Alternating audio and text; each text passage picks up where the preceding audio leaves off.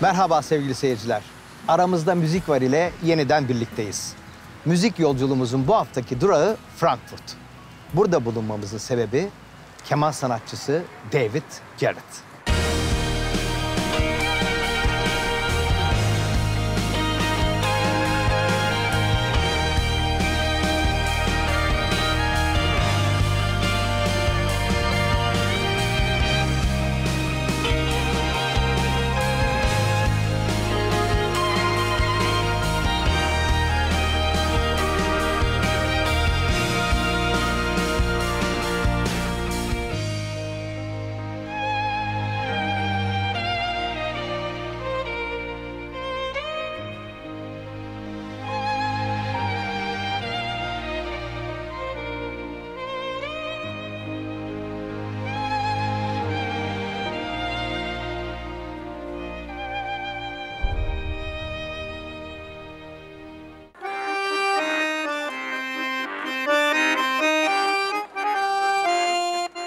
Kalıntılar, May Nehri kıyısındaki bu topraklarda M.Ö. 2. yüzyılda Kelt ve Germen yerleşimleri olduğunu gösterse de kentin varlığı ilk olarak 794 yılında kayıtlara geçer.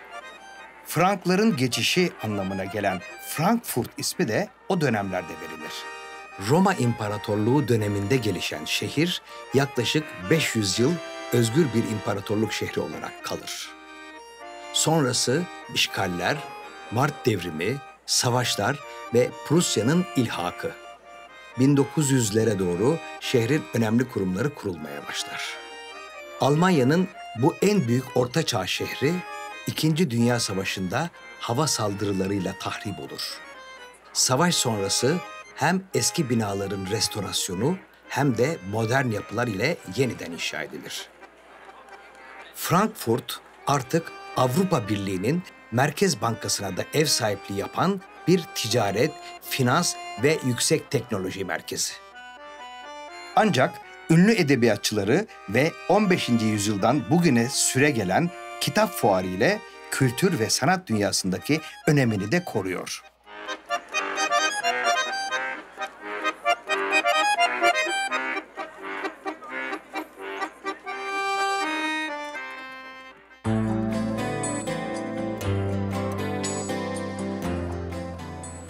Alman edebiyatının en önemli yazarlarından Johann Wolfgang von Goethe 16 yaşına kadar ailesine ait bu evde yaşamış.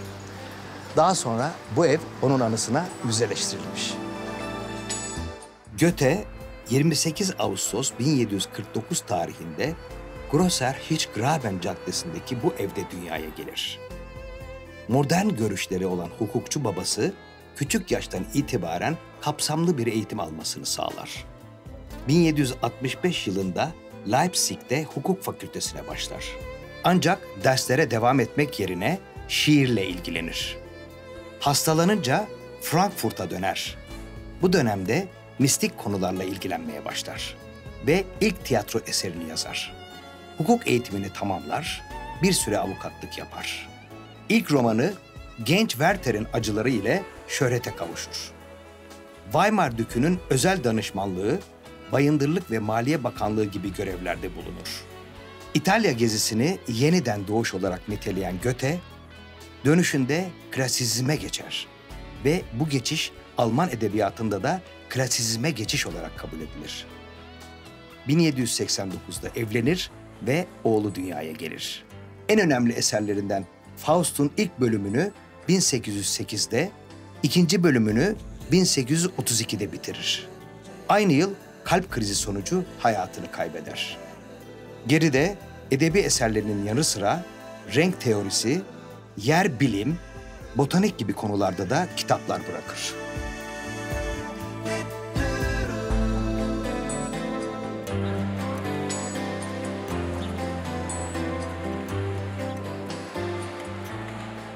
Frankfurtlular, Goethe'nin kendi şehirlerinde doğmuş olmasından duydukları gururla şehrin en önemli meydanlarından birine onun adını vermişler ve meydanın merkezine anıtını dikmişler. İşte ülkeleri medenileştiren şey bu. Sanata ve sanatçıya verilen değer.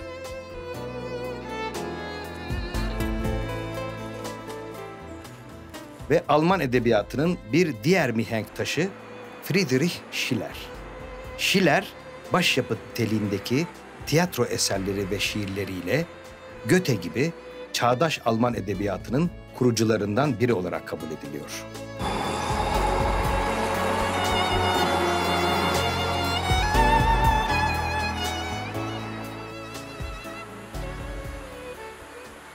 Frankfurt'ta Alman Film Müzesi'ndeyiz.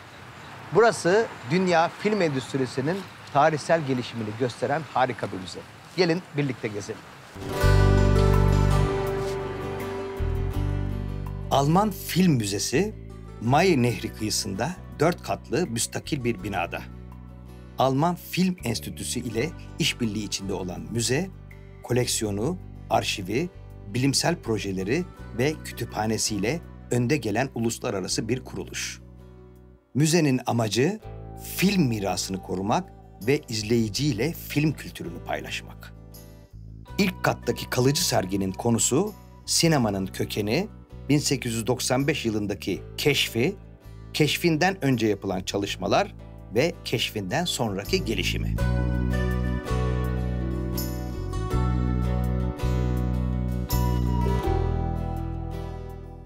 Üst katta efsaneleşmiş seriler, sinema klasikleri ve Oscar'lı filmlere dair bir koleksiyon yer alıyor. Film sektörünün teknolojiden nasıl yararlandığını da bu katta test ederek görmek mümkün.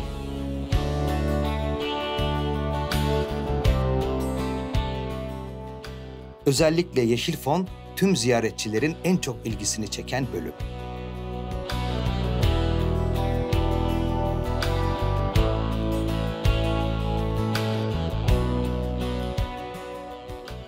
Bu yoğun etkileşimli müzede dönemlik sergiler de düzenleniyor ve kendi sinema salonunda film gösterimleri de yapılıyor.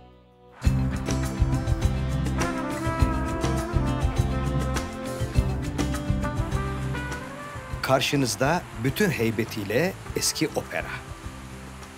1880 yılında inşa edilen bu güzel bina, 1944 yılında bombardımanda zarar görmüş.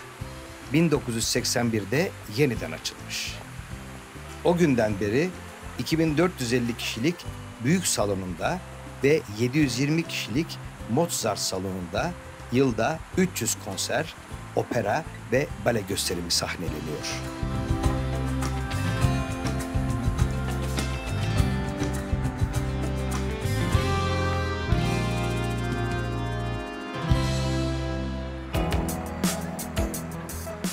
Bugünkü son durağımız Festhalle. Messe Frankfurt'un içinde yer alan ve çeşitli amaçlarla kullanılan bu arena, 8500 kişilik seyirci kapasitesine sahip. Ve bu akşam David Garret'in Unlimited turnesi kapsamındaki konserine ev sahipliği yapıyor.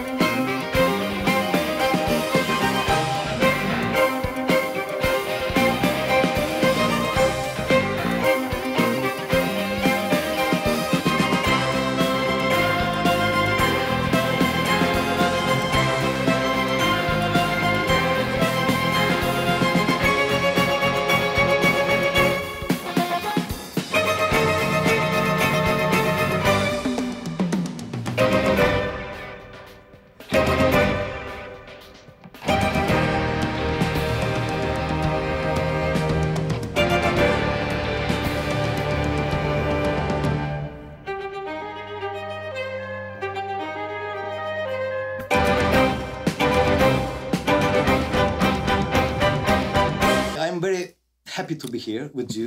Me too, thank you. In the studio. Let's start with your childhood. How were those days? Well, I grew up in Aachen, which is a small town in Germany. And I have two siblings, one older brother, one younger sister.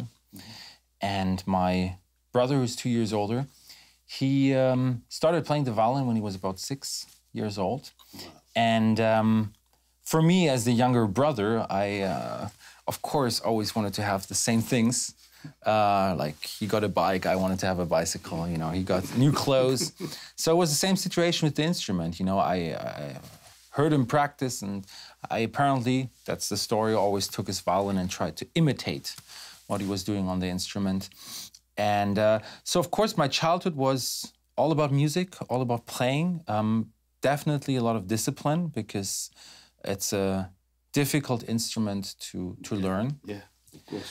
But I think it was also very nice having two siblings, especially since there were, you know, other young people in the house who also played music. Then you are lucky. Then I am certainly lucky. Who discovered your music talent? Well, I guess first and foremost my father. Then, of course, during the course of my life, various teachers. I always was very fortunate to be working already at a very early age with top-class violinists. You know, the first teacher I had was Zaha Boran, who was great with you know just kids and making sure they have a solid technique. And then by the age of 11, I started working with Ida Hendel. I met Yuri Menuhin, age 13. We worked a lot together. Isaac Stern, I think I was 14 when I met him, so there were a lot of lessons with him as well. And then, of course, when I went to Juilliard School, Itzhak Perlman. So there were a lot of people, great violinists. It's very fortunate. It's exceptional chance. Yeah. Really. With Yehudi Menuhin. Yeah. Wow. I even got to play with him, you know, when he was conducting. I was 16 years old in Vienna at the Musikverein, and he conducted, and we were playing the Elgar Violin Concerto, which of course is huge honor because he actually recorded it with Edward Elgar himself, so big thing. Who were your idols when you were growing up, especially as a violinist? I mean, I've listened to Menuhin all my childhood long, and of course Isaac Stern. I mean, the people I idolized, I had the privilege to work with.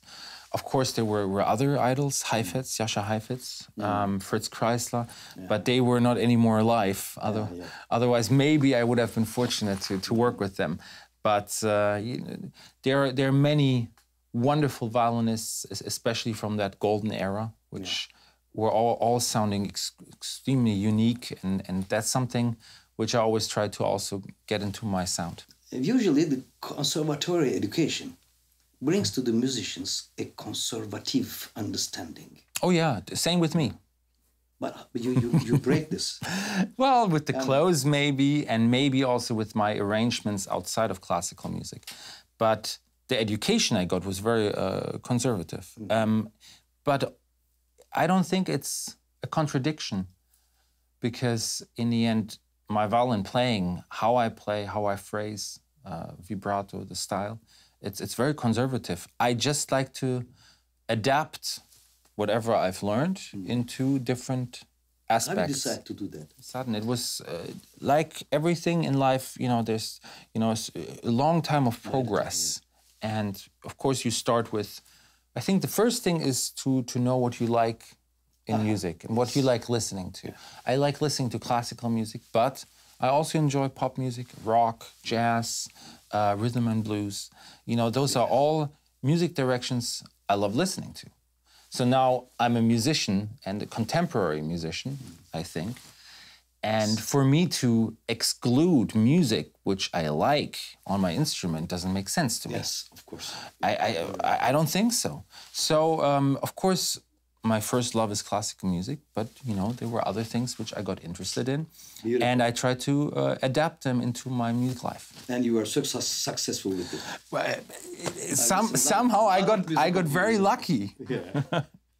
What was the breaking point of your musical career? Very, very hard. I think first breaking point when it came to my very early career was getting a record deal with Deutsche Grammophon when I was 13. That was basically the foot in the door, as they say, you know, for a classical career. And to be able to record with Claudio Abbado and many other great conductors, have the most prestigious classical label, believe in a 13-year-old kid playing the violin. Yes, that was the first stepping stone. Of course, then later in my life, when I stopped playing concertizing, went to Juilliard, worked 4 years there with Itzhak Perlman. I think the breaking point probably was... Itzhak Perlman? Musically, yes. Yeah. Career-wise, probably... doing my crossover shows. I mean, basically, I started doing classical also, but I had this idea of doing a record with originals, but also arrangements. And I first presented it to my record company, Universal. They weren't very much interested in it, I have to say. But I didn't give up. I tried other companies. And I think the fact that one label said, well, we really believe in that. And I think that was the breaking point for, I call it my second career. What was the unforgettable concert in your life? Oh, there are a couple. Is there anyone? I mean, I've played for the Pope. I played for the Queen. I played for Barack Obama. I mean, but those are probably not the ones which really, in my soul, give me the biggest pleasure. You know, they're nice to talk about. But I think what really is the most unique and special moment for any musician is when you walk on stage, you start playing. Of course, you practice hard for it, but then it flows. And then you everything is in its place, brain and body. Doesn't matter if I play for 200 people or for 20,000 people. If you play for 200 people and you have a great show, you're the happiest person. If you play for 20,000 people and you're having a so-so show, doesn't matter the reaction. If it flows, if you notice as everything works together, then you're happy. So in the end, success doesn't really mean anything unless you're happy with yourself. How you determine your album concepts? I never start with a concept. It's not that I'm like, this is the idea, and I fit whatever music I find to this idea. Usually I start with 1, 2, 3, 4, 5, 6 pieces, totally have nothing in common. But what I'm looking for is one piece which really kind of works. So I experiment a lot, different music directions, own compositions, just sound experience. And if I find something, I'm like, this is nice. This direction works. Then I start trying to find 2, 3 other pieces in this direction. And if that works, then a concept starts. It starts from itself. Starts from itself. But I never have, I know record executives always say, oh, film music or this or that. As a musician, I cannot see a whole album. I just want to see the tree. I don't want to see the forest. And if I see the tree, a forest can be there. You performed in Istanbul in 1915. And I think that you're going to be there at 21st of September, no? 21st of September. I think last time was classical. I did Tchaikovsky Violin Concerto. What is your thoughts about the audience of Turkish audience? It was very exciting because I did perform in Istanbul, I think a year prior to 2015. We played a classical recital. And it was sold out, and the second time playing the Tchaikovsky, again sold out. So, of course, I am very excited to be coming with Crossover finally. And for me, the reactions, I mean, all over the world, I'm a very fortunate person, very fortunate musician, that people seem to be very enthusiastic with whatever I do. But I'm especially excited now for this concert on the 21st because it's the first time I'm doing Crossover. Anyway. And I think people will be very happy with the program. We already played it in Germany, Switzerland, Austria. It's a great musical journey through classic, to rock, to jazz, to film music. Did you have enough time to visit Istanbul? I'm very particular with hotels. For me, besides performing, the second important thing is having a great hotel in a good location. Because that's my life, you know, you need to feel comfortable. But also, when you travel, it's all about where you are, because there's not that much time I have. So I try to find a hotel which is in a nice location, in a vivid location. Last time I was fortunate enough to be next to the Bosporus. So of course we took walks and, you know, whatever time I had free outside of sound check and practice, we tried to, of course, always check out the towns. You know, you got to be a musician, but you are born a musician and you learn to be a business person, unfortunately. So in the end, when we tour, it is usually 2 concerts in a row, which are in different cities, then 1 day off, which usually is a long travel day, and then 3 concerts in a row, then again a longer travel day. So basically, it's very little time. That's why I said the hotel needs to be in a place where at least I can have some atmosphere of where I am.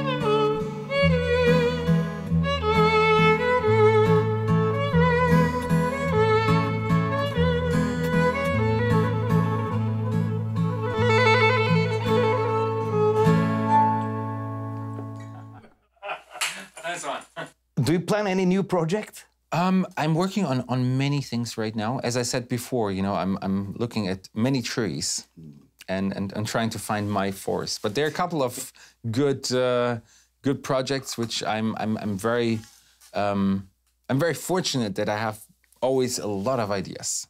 Now then I have to channel all those ideas into the right project. Maybe they're all the right project, but it has to feel that this is the right project, at least in this moment. Any dream that you want to realize? My dream would be to stay healthy and to have people around me which love me as much as I love them. This is beautiful. Maybe there is too many people ask you the same questions, but I'm going to ask also. But the beauty in life is you can ask the same question, but I can always give you a different answer. No, it was a sad accident.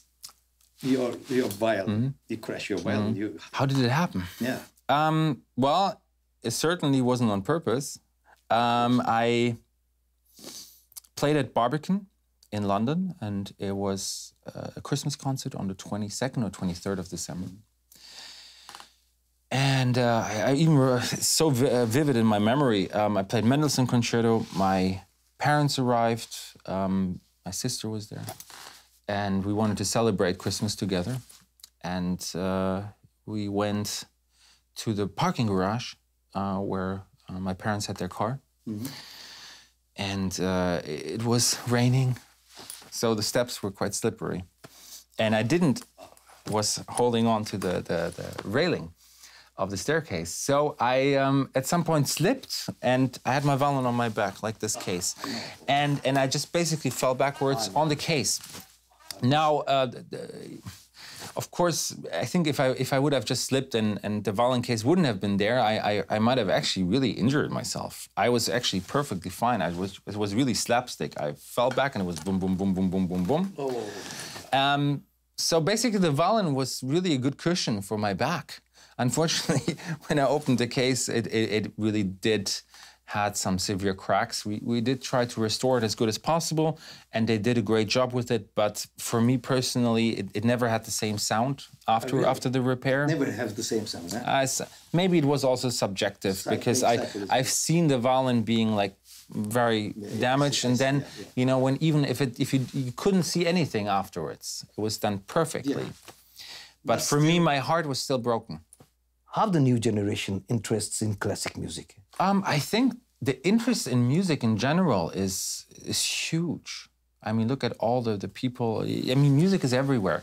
Yeah, now we can focus on classical music or on any other genre. I think in general that listening to music is, everybody is excited, and it's so diverse. Yeah.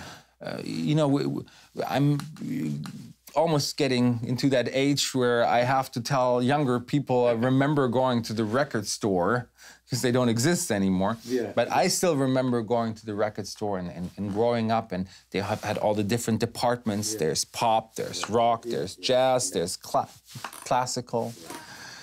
And it was almost uncool to be seen in a certain, you know, aisle. You know, you were supposed to be either in the rock aisle, because you cannot be in the Schlager aisle. Oh God, hopefully my friends don't see me.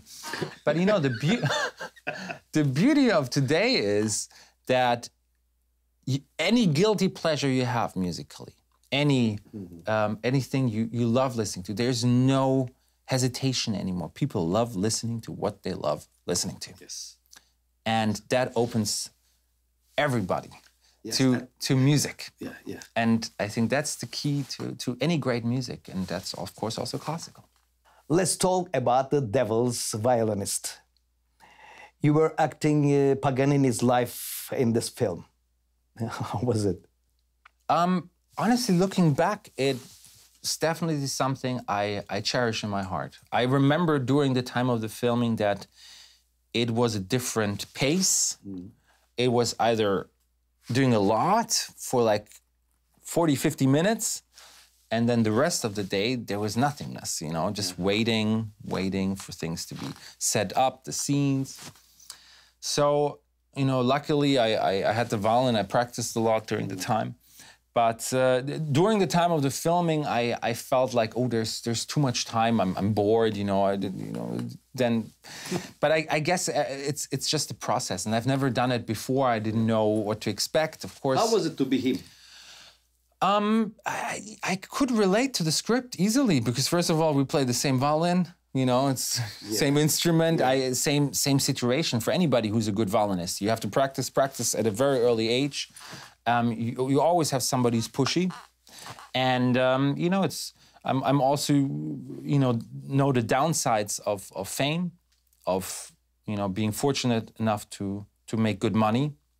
It's not only good things, but it's, you know, the good things are more in your life, of course. So my, you know, there was a certain relation between me and him, which I used, and of course, for me to be able to do the soundtrack together with Frankfurt'ta, that was a dream come true. Do you think for another project, for example? Honestly, I think not being an actor and doing a lead role in a movie, I mean, I don't think it gets better than that. No, I think that you can be a beautiful actor, man. I don't know. Really? I like to know the things I'm good at, which is what's back there. And I also like the things which I'm not good at, and I like knowing that I'm not professional at it. But for this project, I have to.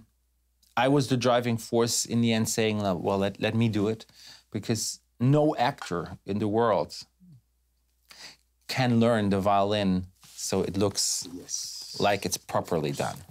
That's 20 years of hard work. Yeah. Do you have any hobbies? Any hobbies? I like to go jogging. I like to do some physical activities. I think it's very important for you know, it's an instrument which you got to stretch it out. I started doing a little bit of meditation, which great. I like. I do qigong every day, which I think is a nice balance between mind and body, which I like. Besides that, not that much. I like looking at apartments. It's a weird hobby. It's a very weird hobby because I just like architecture. But yes, this is beautiful. For me, architecture is something which, you know, structure, something which is visually inspiring. Yeah. And everything which is inspiring, obviously, I like to, you know, take like a sponge. So for me, sometimes I just have a Sunday or a Saturday and nothing to do. I just look at houses, at apartments, and, you know, it's something which... you know that I'm also civil engineer. No, I didn't. Yeah, I worked as a civil engineer many years. But after a certain point, I said, okay, I'm a musician. I don't want to make any civil engineering anymore. Yeah, but, you know, I think music, of course, when you're very young, you do it by instinct. You do it by heart. But then when you get older, your instinct is not 100% right. Then you have to learn how to structure your brain and how to structure music, how to structure genres, how you structure the scores. And that knowledge is very important because it adjusts your natural instinct. Yeah. And once you know the structure, then you're a real musician. Yeah. Because your brain tells you what not to do and your heart tells you what to do. Yes. And that's the perfect balance. Yes. Okay, thank you very much for this beautiful interview. Absolutely. Okay. Thank you. We're going to Istanbul. Absolutely. We're going to be together. 21st of September. Yes.